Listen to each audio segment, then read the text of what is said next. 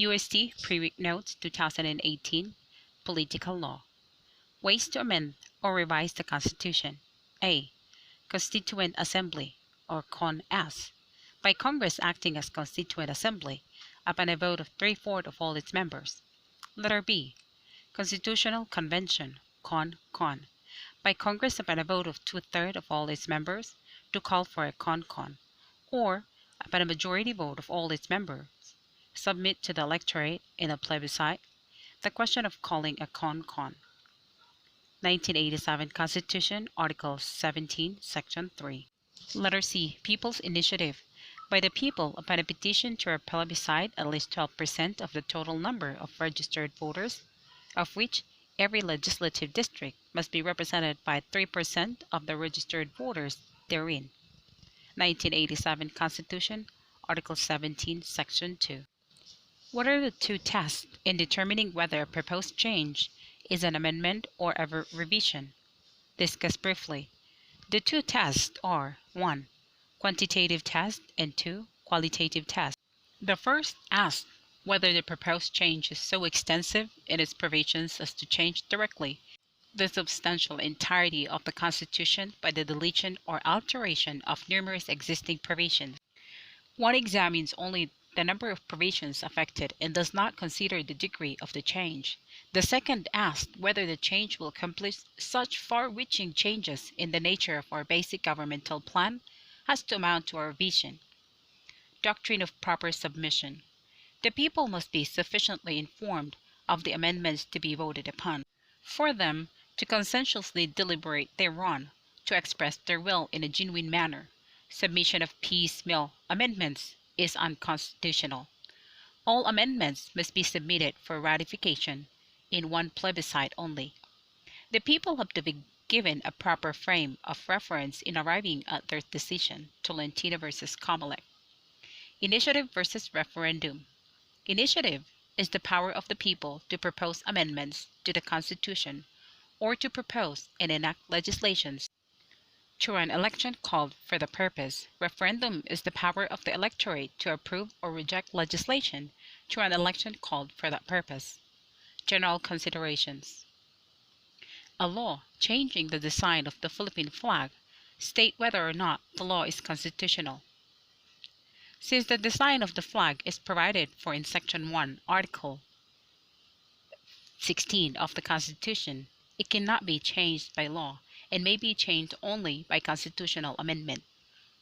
A law changing the lyrics of the national anthem was passed by Congress. Is the law constitutional? Yes. The Congress may, by law, adopt a new national anthem. Such law shall take effect only upon its ratification by the people in a national referendum. National territory. Archipelagic Doctrine, 2016. The Archipelagic Doctrine emphasizes the unity of the land and waters by defining an archipelago either as a group of islands surrounded by waters or a body of waters studded with islands. For this purpose, it requires that baselines be drawn by connecting the appropriate points of the outermost islands to encircle the islands within the archipelago. The waters in the landward side of the baselines, regardless of breadth or dimensions, are merely internal waters. The Archipelagic Doctrine is reflected in the 1987 Constitution. Article 1, Section 1 provides that the national territory of the Philippines includes the Philippine archipelago, with all the islands and waters embraced therein, and the waters around, between, and connecting the islands of the archipelago, regardless of their breadth and dimensions, form part of the internal waters of the Philippines. State immunity. The fundamental law of the land provides that the state cannot be sued without its consent. It is a fundamental postulate of constitutionalism, flowing from the juristic concept of sovereignty, that the state, as well as its government, is immune from suit unless it gives its consent. The rule, in any case, is not absolute, for it does not say that the state may not be sued under any circumstances. The doctrine only conveys that the state may not be sued without its consent. Its clear import, then, is that the state may at times be sued. Buisan versus Commission on Audit. Waiver of state immunity. The state's consent may be given expressly or impliedly. Express consent may be made through a general law or a special law. In this jurisdiction, the general law waiving the immunity of the state from suit is found in Act Number 3083, where the Philippine government consents and submits to be sued upon any money claims involving liability arising from contract, express or implied, which could serve as a basis of civil action between private parties. Implied consent, on the other hand, is conceded when the state itself commences litigation, thus opening itself to a counterclaim or when it enters into a contract. Department of Agriculture versus NLRC. Do all contracts entered into by the government operate as a waiver of its non-suable? No. Distinction must still be made between one which is executed in the exercise of its sovereign function and another which is done in its proprietary capacity. A state may be said to have descended to the level of an individual and can be deemed to have actually given its consent to be sued only when it enters into business contracts. It does not apply where the contract relates to the exercise of its sovereign function. When is a suit against a public official deemed to be a suit against the state? Discuss. The doctrine of state immunity from suit applies to complaints filed against public officials for acts done in the performance of their duties. The rule is that the suit must be regarded as one against the state where the satisfaction of the judgment against the public official concerned will require the state itself to perform a positive act, such as appropriation of the amount necessary to pay the damages awarded to the plaintiff. The rule does not apply where the public official is charged in his official capacity for acts that are unlawful and injurious to the rights of others. Public officials are not exempt in their personal capacity from liability arising from acts committed in bad faith. Neither does it apply where the public official is clearly being sued, not in his official capacity, but in his personal capacity, although the acts complained of may have been committed while he occupied a public position. Lansang versus CA. Instances when a public officer may be sued without the state's consent. 1. To compel him to do an act required by law. 2. To restrain him from enforcing an act claimed to be unconstitutional. 3. To compel payment of damages from an already appropriated assurance fund or to refund tax overpayments from a fund already available for the purpose. 4. To secure a judgment that the officer impleaded may satisfy the judgment by himself without the state having to do a positive act to assist him, or 5. Where the government itself has violated its own laws, because the doctrine of state immunity cannot be used to perpetrate an injustice. Municipality of Jose Panganiban, Camarines Norte, donated 1,200 square meters to DOTC to implement the Regional Telecommunications Development Project. The municipality erroneously included portion of the property owned by spouses Abesina in the donation pursuant to the financial lease agreement with DOTC, Digital constructed telephone exchange on the property. The spouses Abesina discovered it and required Digital to vacate and pay damages. Due to non-compliance with the demands, the spouses Abesina sued DOTC and Digital. DOTC claimed immunity from suit. Spouses Abesina argued that the state immunity cannot be invoked to perpetrate an injustice against its citizens. Is the DOTC correct? No. The doctrine of state immunity cannot serve as an instrument for perpetrating an injustice to a citizen. Under the law, eminent domain should be exercised through expropriation proceedings in court. Whenever private property is taken for public use, it becomes the ministerial duty of the concerned office or agency to initiate expropriation proceedings. By necessary implication, the filing of a complaint for expropriation is a waiver of state immunity. Thus, entry and taking of property is an implied waiver. DOTC is not a builder in bad faith.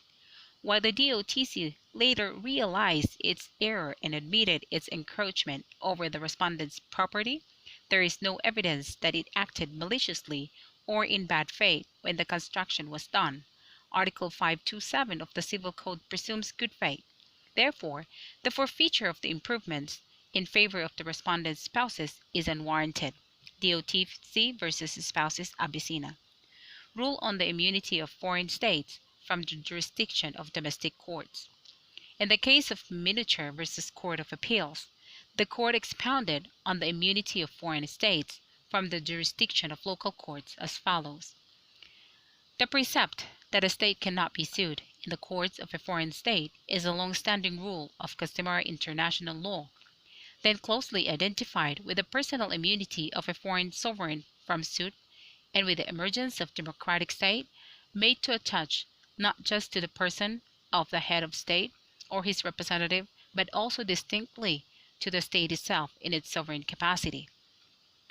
If the acts giving rise to a suit are those of a foreign government done by its foreign agent, although not necessarily a diplomatic personage, but acting in his official capacity, the complaint could be barred by the immunity of the foreign sovereign from suit without its consent.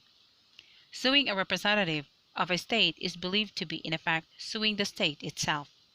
The proscription is not accorded for the benefit of an individual, but for the state, in whose service he is, under the maxim par imperem non habet imperium, that all states are sovereign equals and cannot assert jurisdiction over one another. The implication in broad terms is that if the judgment against an official would require the state itself to perform an affirmative act to satisfy the award, such as the appropriation of the amount needed to pay the damages decreed against him, the suit must be regarded as being against the state itself, although it has not been formally impleaded. General principles and state policies. Constitutional provisions that institutionalize the principle of civilian supremacy. The provisions of the Constitution which institutionalize the principles of civilian supremacy are Article 2, Section 3, which makes civilian authority supreme at all times over the military, and Article 7, Section 18, which makes the President the Commander-in-Chief of all the armed forces of the Philippines. Article 2, Section 3 of the 1987 Constitution expresses, in part, that the armed forces of the Philippines is the protector of the people and of the state. Describe briefly what this provision means. Is the Philippine National Police covered by the same mandate? Article 2, Section 3 of the 1987 Constitution means that the armed forces of the Philippines should not serve the interests of the President, but of the people, and should not commit abuses against the people. This provision is specifically addressed to the armed forces of the Philippines and not to the Philippine National Police, because the latter is separate and distinct from the former. 3 cities in Metro Manila passed ordinances that imposes curfew on minors in their respective jurisdictions. Petitioners argue that the curfew ordinances are unconstitutional because they deprive parents of their natural and primary right in rearing their youth without substantive due process. Is the petitioner's contention proper? No. While parents have the primary role in child rearing, it should be stressed that when actions concerning the child have a relation to the public welfare or the well-being of the child, the state may act to promote these legitimate interests. Thus, in cases in which harm to the physical or mental health of the child, or to public safety, peace, order, or welfare is demonstrated, these legitimate state interests may override the parents' qualified right to control the upbringing of their children. Spark et al. Versus Quezon City. Philippines has become a member of the World Trade Organization, WTO, and resultantly agreed that it shall ensure the conformity of its laws, regulations, and administrative procedures with its obligations as provided in the annexed agreements. This is assailed as unconstitutional because this undertaking unduly limits, restricts, and impairs Philippines' sovereignty and means, among others, that Congress could not pass legislation that will be good for our national interests and general welfare if such legislation will not conform with the WTO agreements. Refute this agreement. According to Tanyada versus Angara, the sovereignty of the Philippines is subject to restriction by its membership in the family of nations and the limitations imposed of treaty limitations. Section 2, Article 2 of the Constitution adopts the generally accepted principles of international law as part of the law of the land. One of such principles is pacta sunt servanda. The Constitution did not envision a hermit-like isolation of the country from the rest of the world. Separation of powers. Violation of the principle of separation of powers. There is a violation of the principle when there is impermissible a. interference with and or b. assumption of another department's functions. Belgica et al. Versus Ochoa. A group of losing litigants in a case decided by the Supreme Court filed a complaint before the Ombudsman charging the justices with knowingly and deliberately rendering an unjust decision in utter violation of the penal laws of the land. Can the Ombudsman validly take cognizance of the case?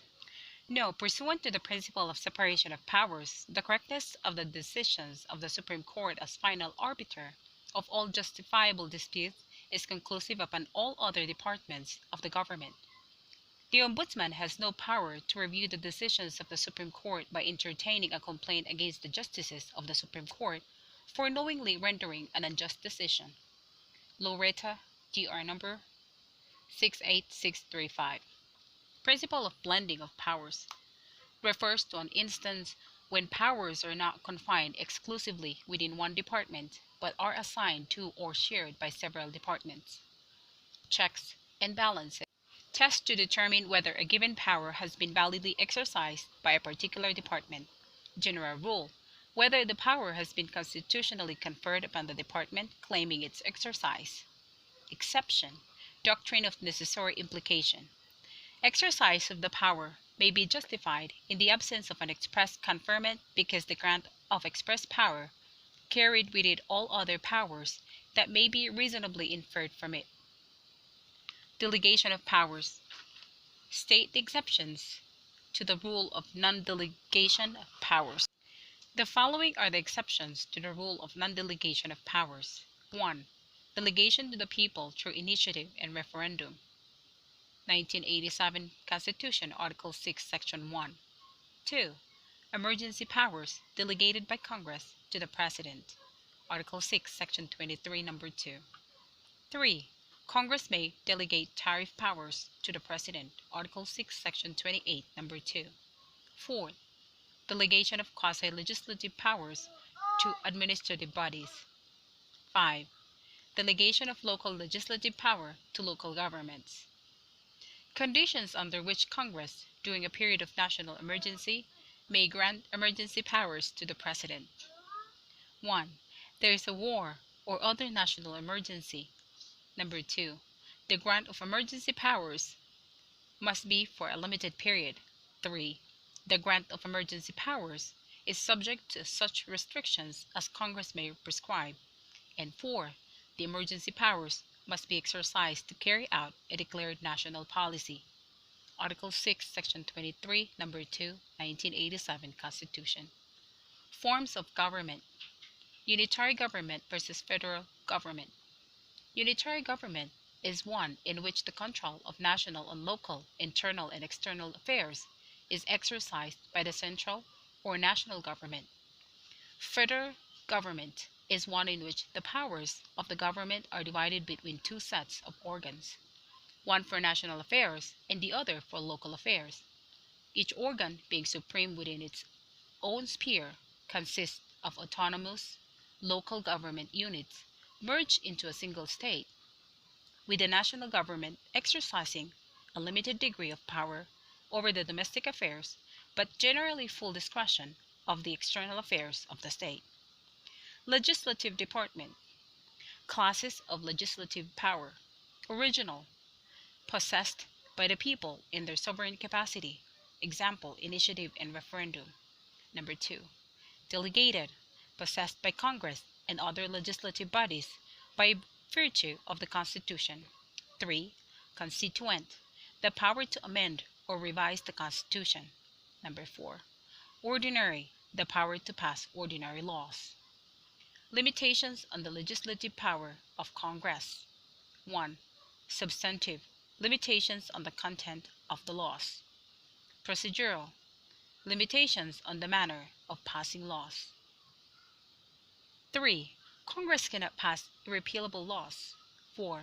Congress, as a general rule, cannot delegate its legislative power. Houses of Congress. Qualifications of senators. A person must be 1. Natural born citizen of the Philippines. 2. At least 35 years of age on the day of election. 3. Able to read and write. 4. A registered voter. 5. Resident of the Philippines for not less than 2 years immediately preceding the day of election. Qualifications of members of the House of Representatives. A person must be 1. Natural born citizen of the Philippines. 2. Exempt youth party list representatives at least 25 years of age on the day of election. 3. Able to read and write. 4. Exempt the party list representatives, a registered voter in the district in which he shall be elected. 5. Resident thereof for a period of not less than 1 year immediately preceding the day of the election. Gerrymandering. Formation of one legislative district out of separate territories for the purpose of favoring a candidate or a party. It is not allowed because the Constitution provides that each district shall comprise, as far as practicable, contiguous, compact, and adjacent territory. District representatives and questions of apportionment. Congress passed a law providing for the apportionment of a new legislative district in CDO City. Comelec subsequently issued a resolution implementing said law. Jovi now assails the resolution, contending that rules for the conduct of a plebiscite must first be laid down as part of the requirements under the Constitution. According to Jovi, the apportionment is a conversion and division of CDO City, falling under Section 10, Article 10 of the Constitution, which provides for the rule on creation, division, merger, and abolition of LGUs. Decide. There is no need for a plebiscite. CDO City politically remains a single unit, and its administration is not divided along territorial lines. Its territory remains whole and intact. Thus, Section 10, Article 10 of the Constitution does not come into play. The plebiscite is required for the apportionment or reapportionment of legislative districts. A legislative district is not a political subdivision through which functions of government are carried out. It can more appropriately be described as a representative unit that merely delineates the areas occupied by the people who will choose a representative in their national affairs.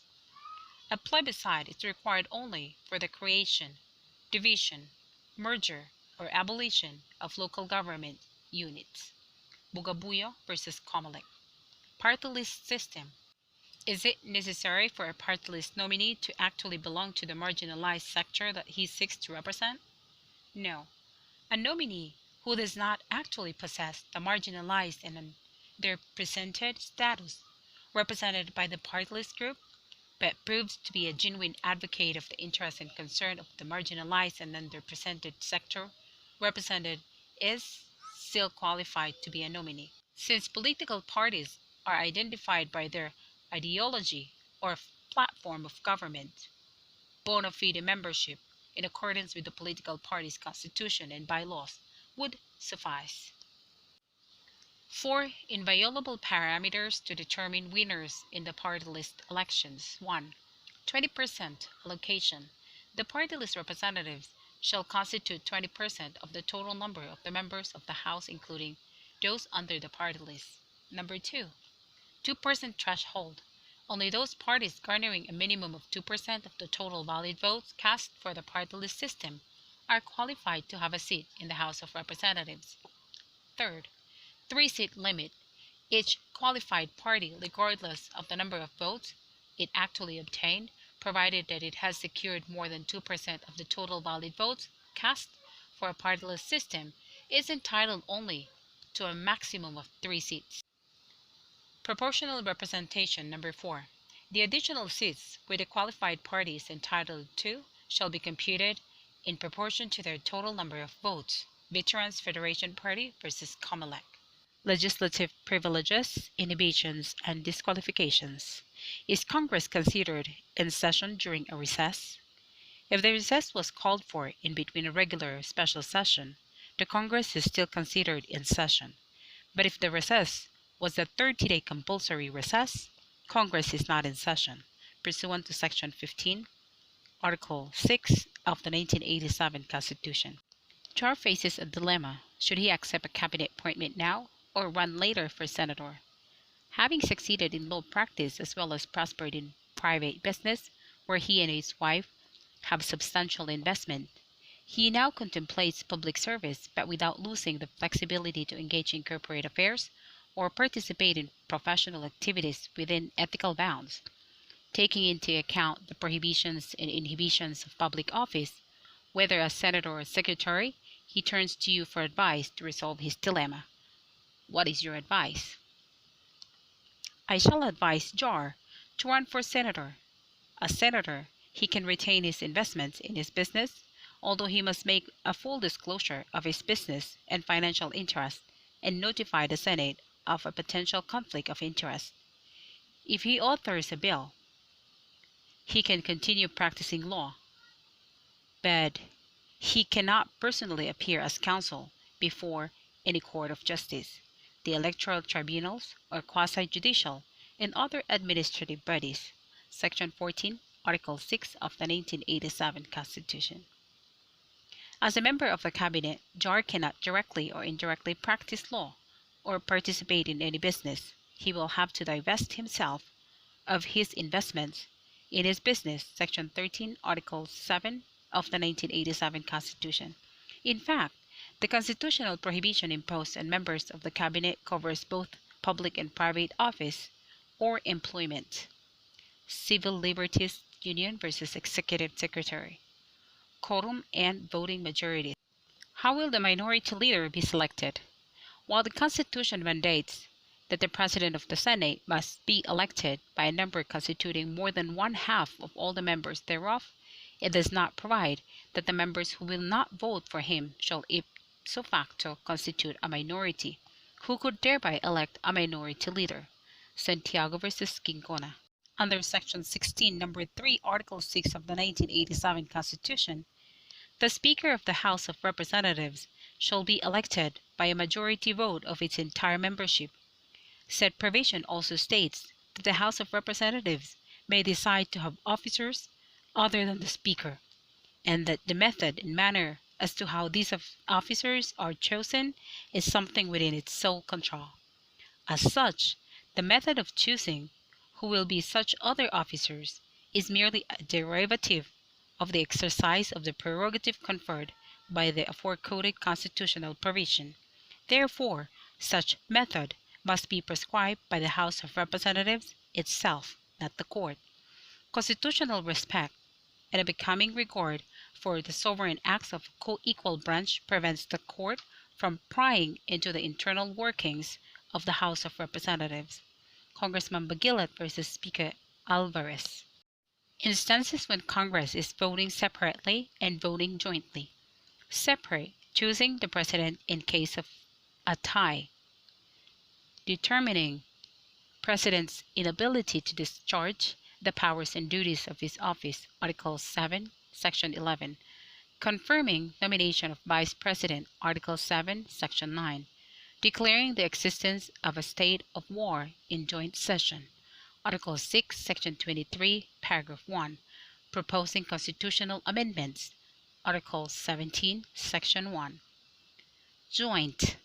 When revoking or extending the proclamation suspending the privilege of writ of habeas corpus. Article 7, Section 18. When revoking or extending the declaration of martial law. Article 7, Section 18. Instances when Congress vote by majority. Instances: elect the Senate President, House of Representatives Speaker, or such officers as deemed by each House to be necessary. Number of votes required: majority vote of all its respective members. Article 6, Section 16, Paragraph 1. Instances: Commission on Appointments ruling. Majority vote of all the members. Article 6, Section 18. Instances: passing a law granting any tax exemption. Majority of all the members. of the Congress. Article 6, Section 28, Paragraph 4. Instances when Congress votes other than majority. Instances to suspend or expel a member in accordance with its rules and proceedings. Number of votes required, 2/3 of all its members. Article 6, Section 16, Paragraph 3. Instance, to enter the yeas and nays in the journal. Number of votes required, 1/5 of the members present. Article 6, Section 16, Paragraph 4. Instance, to declare the existence of a state of war. Number of votes required, 2/3 of both houses in joint session voting separately. Article 6, Section 23. Discipline of members. Simon Valera was formerly a provincial governor who ran and won as a member of the House of Representatives for the 2nd Congressional District of Iloilo. For violation of Section 3 of the Anti-Graft and Corrupt Practices Act 3019, as amended, allegedly committed when he was still a provincial governor, a criminal complaint was filed against him before the Office of the Ombudsman, for which, upon a finding of probable cause, a criminal case was filed with the Sandigan Bayan. During the course of trial, the Sandigan Bayan issued an order of preventive suspension for 90 days against him. Representative Valera questioned the validity of the Sandigan Bayan order on the ground that under Article 6, Section 16, Number 3 of the Constitution, he can be suspended only by the House of Representatives, and that the criminal case against him did not arise from his actuations as a member of the House of Representatives. Is Representative Valera's contention correct? The contention of Representative Valera is not correct, as held in Santiago v. Sandigan Bayan, 356 636. The suspension contemplated in Article 6, Section 16, Number 3 of the Constitution is the punishment that is imposed by the Senate or House of Representatives upon an erring member.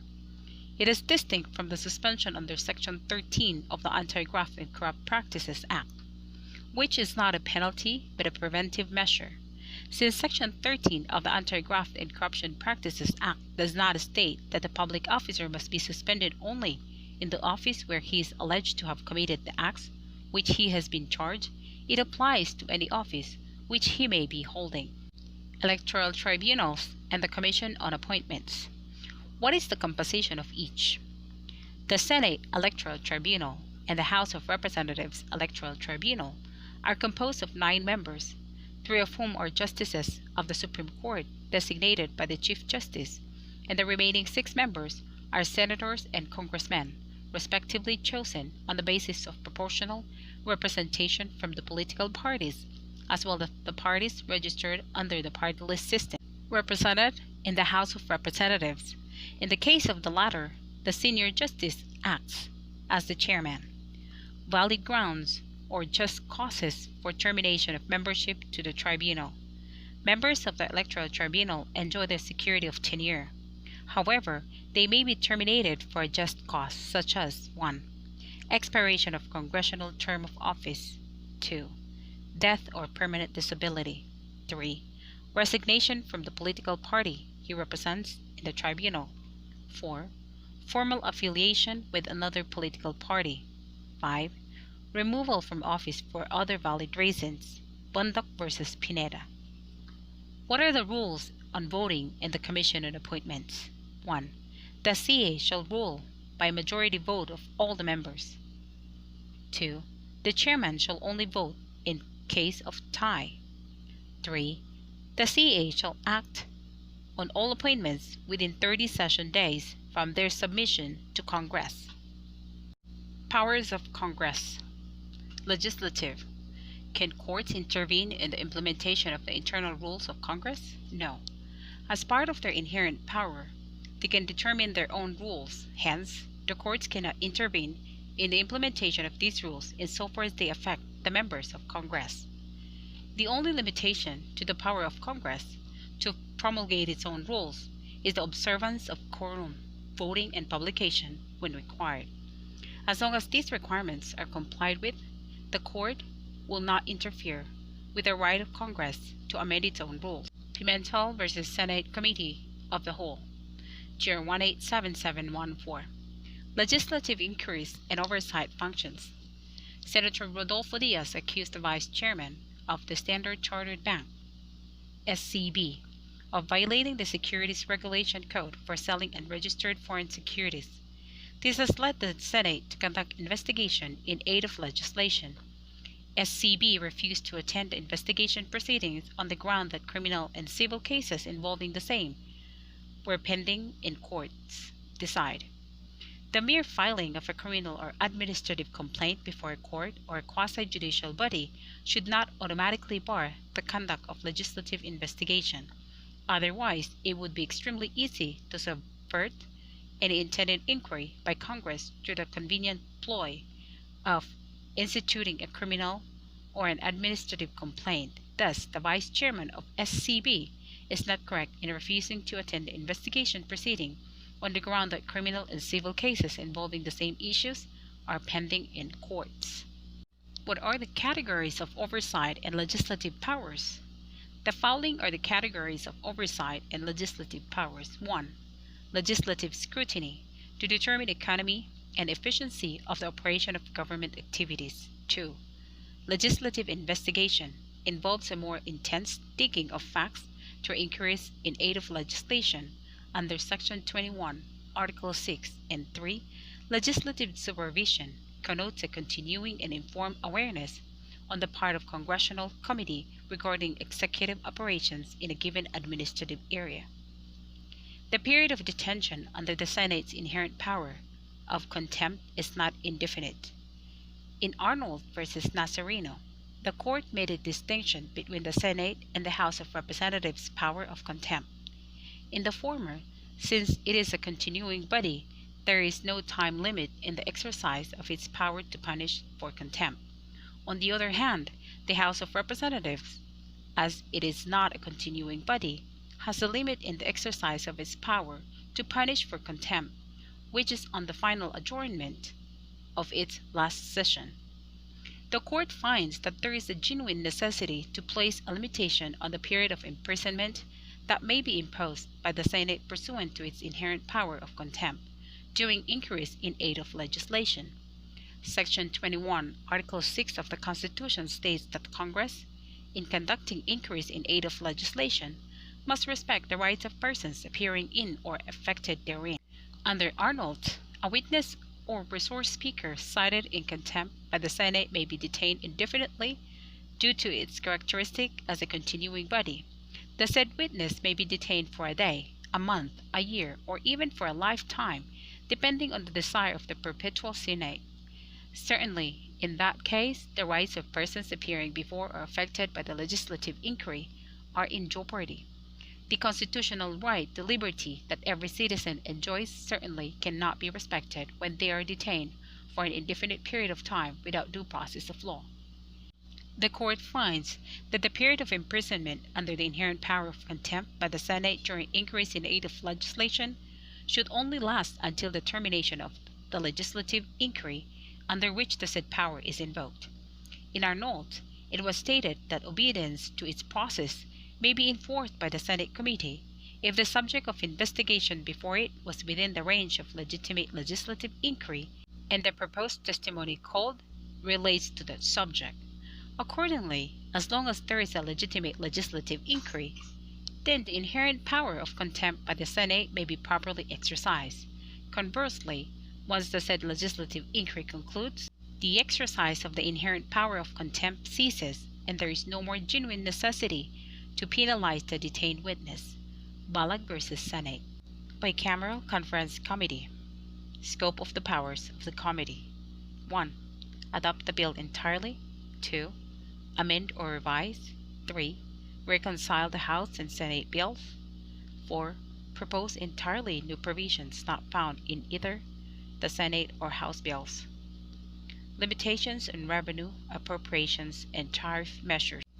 Daraga Press filed with COA a money claim for the payment of textbooks it allegedly delivered to DepEd Arm. COA denied the money claim because it found no appropriation for the purchase of said textbooks. Is COA's denial correct? Yes, there was no appropriation for the purchase of the subject textbooks.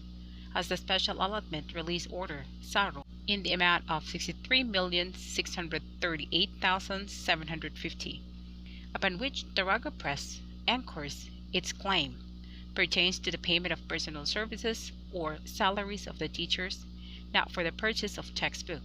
Since there was no appropriation for the purchase of the subject textbooks, the respondent COA had reason to deny the money claim, as Section 29, Number 1, Article 6 of the 1987 Constitution provides that no money shall be paid out of the Treasury except in pursuance of an appropriation made by law. Daraga Press versus Commission on Audit. Requisites for the valid transfer of appropriate funds. The transfer of appropriated funds to be valid under Article 6, Section 25, Number 5 must be made upon a concurrence of the following requisites, namely, 1. There is a law authorizing the President of the Senate, the Speaker of the House of Representatives, the Chief Justice of the Supreme Court, and the heads of the constitutional commissions to transfer funds within their respective offices. 2. The funds to be transferred are savings generated from the appropriations for their respective offices. And 3. The purpose of the transfer is to augment an item in the General Appropriations Law for the respective offices. Araulo et al. Versus Aquino III. Presidential veto and congressional override. Rule on presidential veto. General rule: if the President disapproves a bill enacted by Congress, he should veto the entire bill. He is not allowed to veto separate items of a bill. Exception: item veto is allowed in case of appropriation, revenue, and tariff bills. 1987 Constitution, 2010 bar. Exception to the exception. 1. Doctrine of Inappropriate Provisions. A provision that is constitutionally inappropriate for an appropriation bill may be singled out for veto, even if it is not an appropriation or revenue item. Gonzalez versus Macaraig. Number 2. Executive impoundment. Refusal of the President to spend funds already allocated by Congress for a specific purpose. It is the failure to spend or obligate budget authority of any type. Vilcanza versus Enriquez. Under Article 6, Section 27, Number 2, the President has the power to veto line items in case of appropriation bills. What is an item of appropriation or line item? An indivisible sum of money dedicated to a stated purpose. It is indivisible because the amount cannot be divided by any purpose other than the specific purpose stated in the item. It is an item which in itself is a specific appropriation of money, not some general provisions of law, which happens to be put into an appropriation bill. Araulo versus Aquino.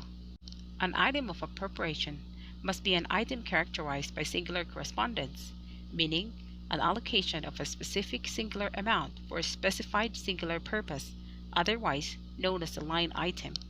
Power of impeachment. Grounds for impeachment. 1. Culpable violation of the Constitution. 2. Treason. 3. Bribery. 4. Graft and corruption. 5. Other high crimes. 6. Betrayal of public trust. As a leading member of the Lumpiang Mandirigma in the House of Representatives, you were tasked by the party to initiate the moves to impeach the President because he entered into an executive agreement with a ambassador for the use of the former Subic naval base for the U.S. Navy for free, example, without need to pay rent nor any kind of fees, as a show of goodwill to the U.S. because of the continuing harmonious Republic of the Philippine-U.S. relations. Cite at least 2 grounds for impeachment and explain why you chose them. The President can be impeached for culpable violation of the Constitution and betrayal of public trust. The Supreme Court has already ruled that the provision in Article 18, Section 25 of the Constitution requires a treaty even for the mere temporary presence of foreign troops in the Philippines. Bayan versus Zamora. The President cannot claim, therefore, that he acted in good faith. Report of the Special Committee in the impeachment of President Quirino, Congressional Record of the House of President Quirino, Congressional Record of the House of Representatives. Betrayal of public trust includes violation of the oath of the office of the President. In his oath of office, the President swore to preserve and defend the Constitution. Article 7, Section 5 of the 1987 Constitution. Executive Department. Qualifications of the President. 1. Natural-born citizen of the Philippines. 2. Registered voter. 3. Able to read and write. 4. At least 40 years of age on the day of the election. And 5. A resident of the Philippines for at least 10 years immediately preceding such election. Presidential immunity. Rules and executive immunity. During tenure or not term. 1. The President is immune from suit during his tenure. 2. An impeachment complaint may be filed against him during his tenure. 3. The President may not be prevented from instituting suit. Sullivan v. Macapagal-Arroyo. 4. There is nothing in our laws that would prevent the President from waiving the privilege. He may shed the protection afforded by the privilege. Sullivan v. Macapagal-Arroyo. 5. Heads of departments cannot invoke the President's immunity. Gloria v. CA. Rule on immunity after tenure. Once out of office, even before the end of the 6-year term, immunity for no official acts is lost. Immunity cannot be claimed to shield a non-sitting president from prosecution for alleged criminal acts done while sitting in the office. Estrada v. Desierto. Presidential privilege. Distinguish presidential communications privilege from deliberative process privilege. Presidential communications privilege applies to decision-making of the President. The deliberative process privilege applies to decision-making of executive officials. Unlike the deliberative process privilege, the presidential communications privilege applies to documents in their entirety and covers final and post-decisional matters, as well as pre-deliberative ones. The deliberative process privilege includes advisory opinions, recommendations, and deliberations comprising part of a process by which governmental decisions and policies are formulated. Neri v. Senate. Requirement if an official is summoned by Congress on a matter which is in his own judgment might be covered by executive privilege. He must be afforded reasonable time to inform the President or the Executive Secretary of the possible need for invoking the privilege, in order to provide the same with fair opportunity to consider whether the matter indeed calls for a claim of executive privilege. If after the lapse of that reasonable time, neither the President nor the Executive Secretary invokes the privilege, Congress is no longer bound to respect the failure of the official to appear before Congress and may then opt to avail of the necessary legal means to compel his appearance. Senate v. Ermita. Executive and administrative powers in general. Power of administrative reorganization. The President has the continuing authority to reorganize the national government, which includes the power to group, consolidate bureaus and agencies, to abolish offices, to transfer functions, to create and classify functions, services and activities, and to standardize salaries and materials. It is effected in good faith if it is for the purpose of economy or to make bureaucracy more efficient. MIWAP versus Executive Secretary.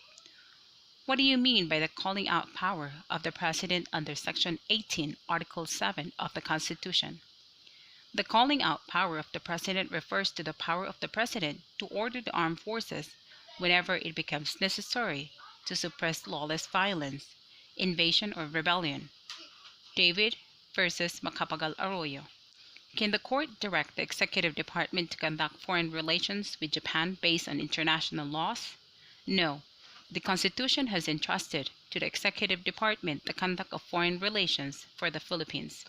Whether or not to espouse petitioner's claim against the government of Japan is left to the exclusive determination and judgment of the Executive Department. The court cannot interfere with or question the wisdom of the conduct of foreign relations by the Executive Department.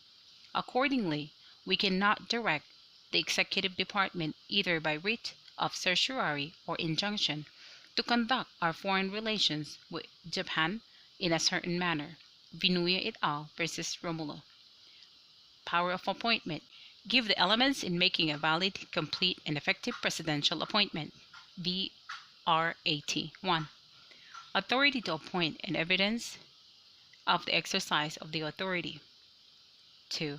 Transmittal of the appointment paper signed by the President and evidence of the transmittal. 3. A vacant position at the time of appointment. 4. Receipt of the appointment paper and acceptance of the appointment by the appointee who possesses all the qualifications and none of the disqualifications. Designation. The imposition of additional duties on a person already in the public service.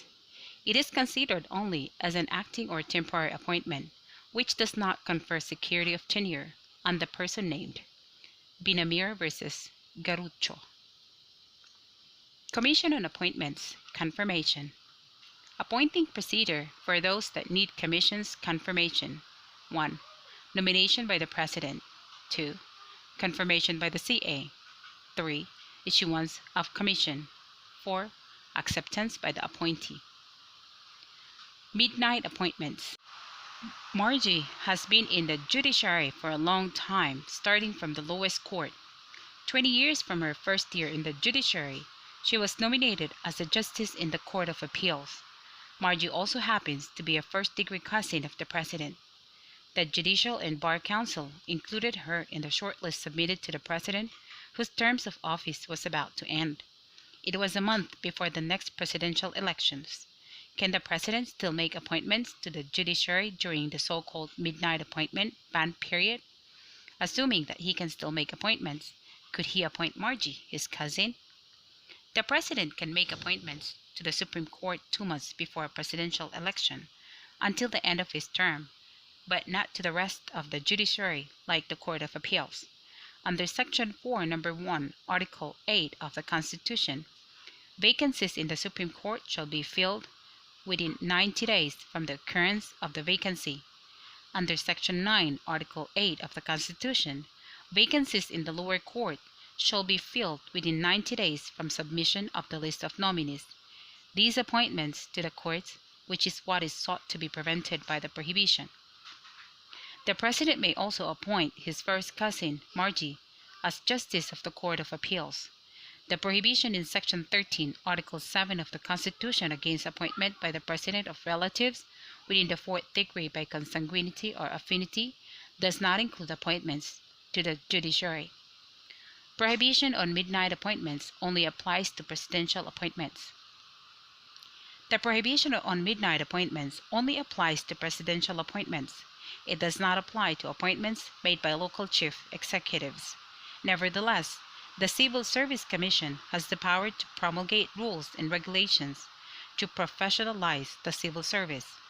It may issue rules and regulations prohibiting local chief executives from making appointments during the last days of their tenure.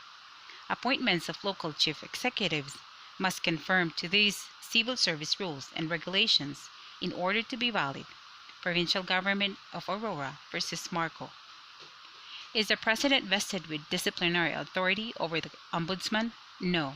Section 8, Number 2 of RA 6770, vesting disciplinary authority on the President over the Deputy Ombudsman violates the independence of the office of the Ombudsman and is thus unconstitutional.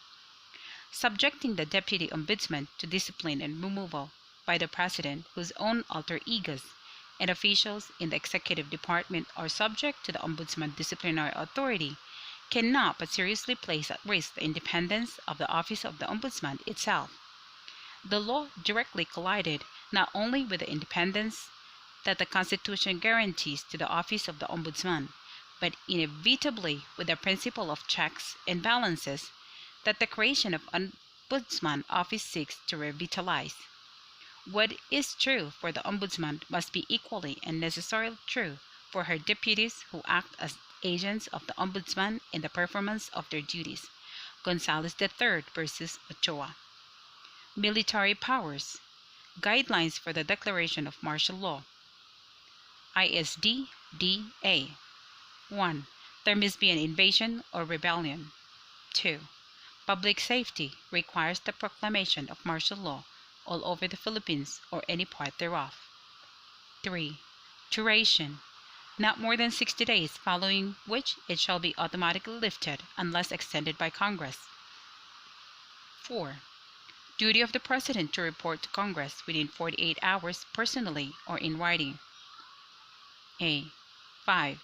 Authority of Congress to affirm or revoke or allow the lapse or extend the effectivity of proclamation by majority vote of all its members voting jointly.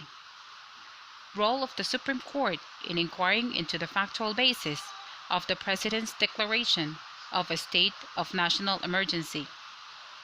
While it is true that the Court may inquire into the factual basis for the President's exercise of the above power, it would generally defer to her judgment on the matter. It is clearly to the President that the Constitution entrusts the determination of the need for calling out the armed forces to prevent and suppress lawless violence. Unless it is shown that such determination was attended by grave abuse of discretion, the Court will accord respect to the President's judgment. Ampatuan versus Honorable Puno. Role of the Supreme Court in inquiring into the factual basis of the President's declaration of martial law. The power of the Court to review the sufficiency of the factual basis under Section 18, Article 7 of the Constitution is independent of the actions taken by Congress. The Court can simultaneously exercise its power of review and independently from the power to revoke by Congress. Any perceived inaction or default on the part of Congress does not deprive or deny the Court its power to review.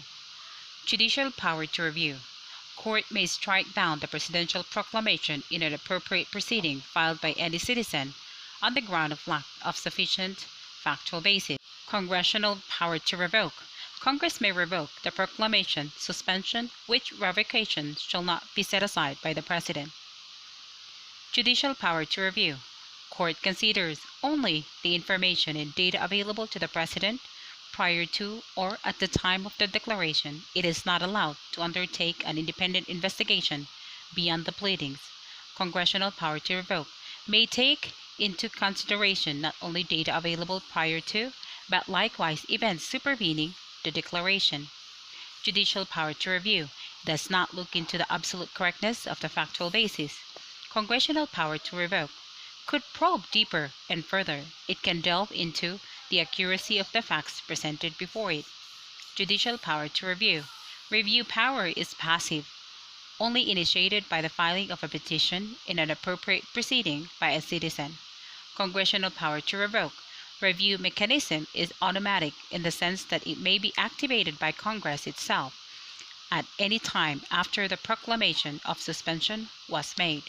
Note: there is sufficient factual basis for the declaration of martial law or the suspension of the privilege of the writ if, from the facts available to the President, it led him to believe that there was probable cause that the crime of rebellion was and is being committed, and that the public safety requires it.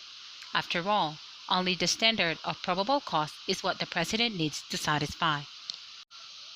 Power of judicial review vis-a-vis military powers of the President. The power of judicial review does not extend to calibrating the President's decision pertaining to which extraordinary power to avail given a set of facts or conditions.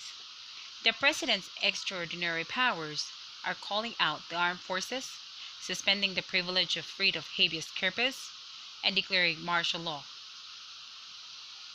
Calling out. Character. Most benign and involves ordinary police power. When may the President resort to this power? Whenever it becomes necessary to prevent or suppress lawless violence, invasion, or rebellion.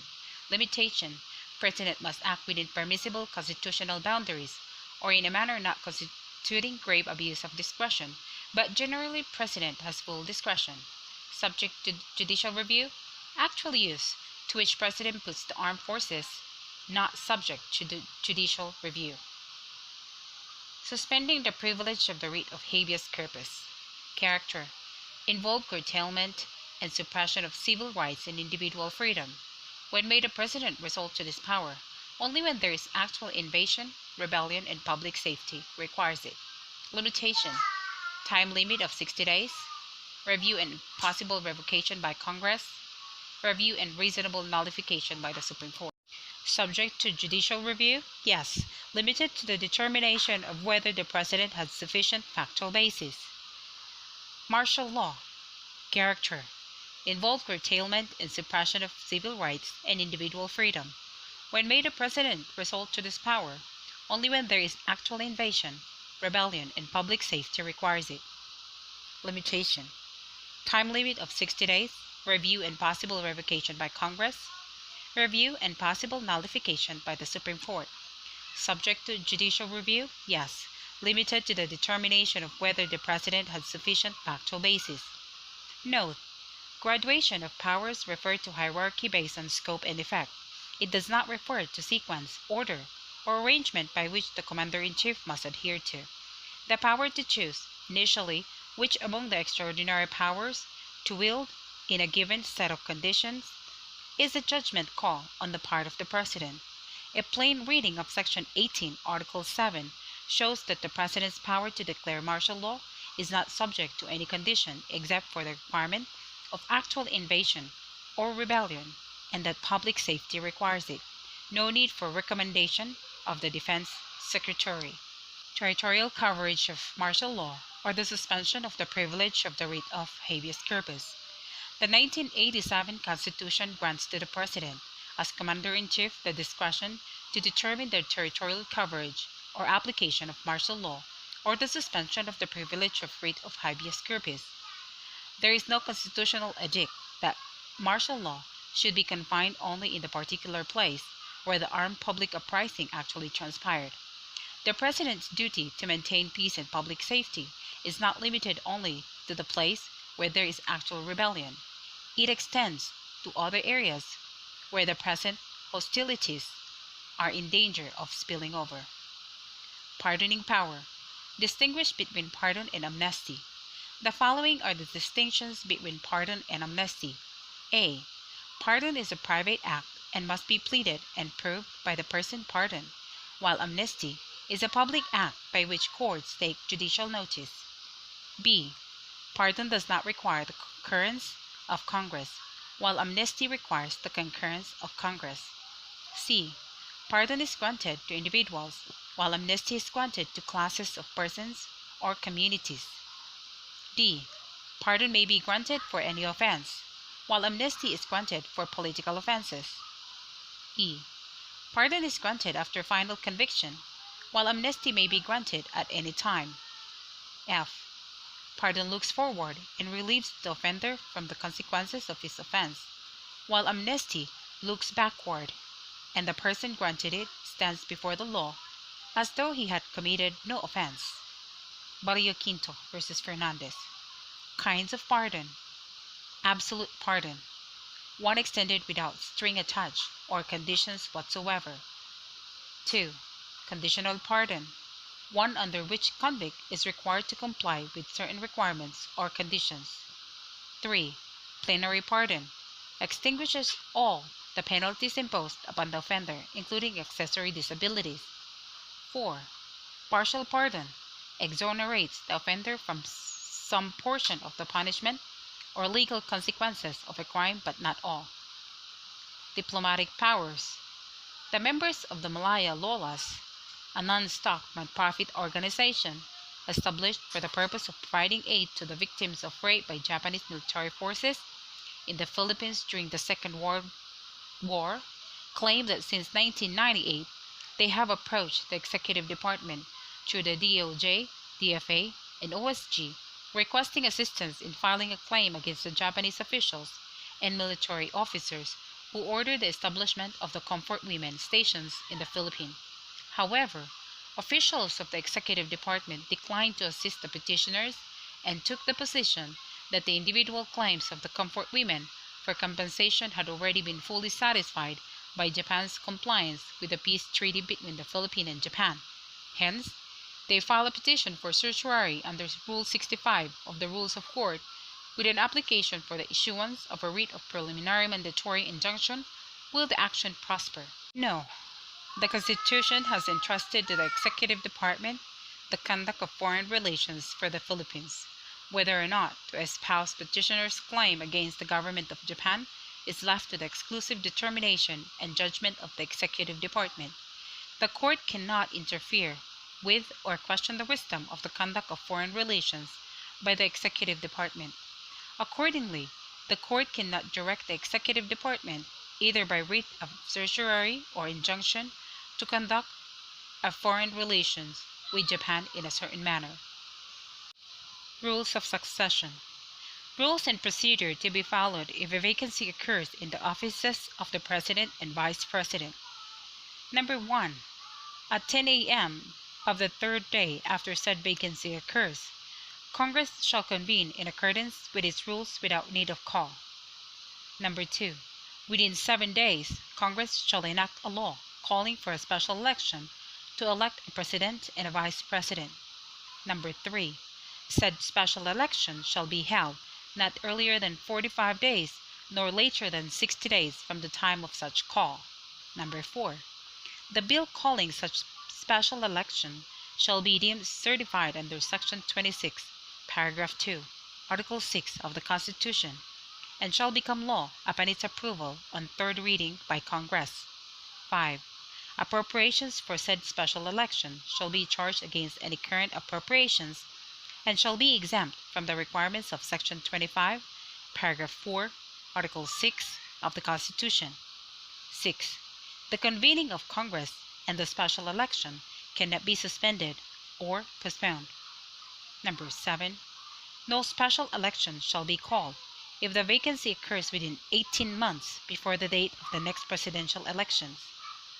1987 Constitution, Article 7, Section 10.